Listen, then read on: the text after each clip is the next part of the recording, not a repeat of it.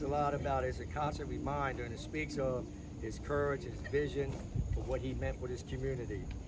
And one of the things that the chief I spoke about, I noticed about what the chief did with his in the field of law enforcement, he left an enduring legacy for all of us to pass on to those that are coming up behind us.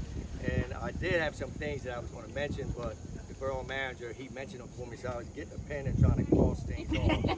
But with the chief, his determination when he get into the field of law enforcement, during the time that he did that, it was during the late 60s and early 70s.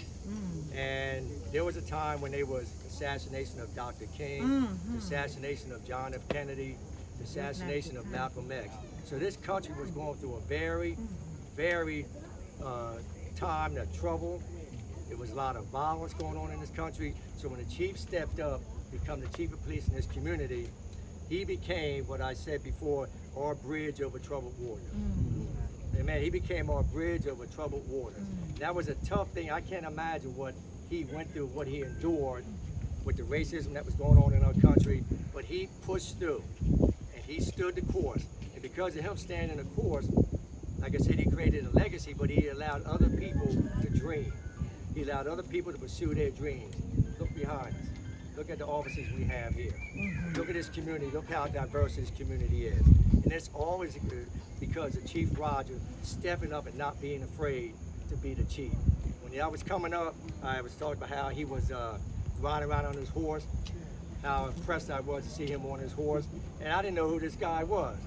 And so I said to my mom, I ran in the house, I said, Mom, there's a black man out there on a horse. He riding around, the cowboy hat on, chest up, and he had his sons with him and some other members of this community. Mr. Jackson, I believe, was one of the riders. Kendall Harrison was one of the riders. So it was amazing as a little kid to see a black man riding a horse through Pottstown. And so I went in the house and I said something to my mom. I said, Mom, there's a black guy out there riding a horse. The only people we seen on horse was a Long Ranger and John Wayne. You know, she said, oh, Johnny, that is nothing but the chief. So ever since then, I always called him the chief.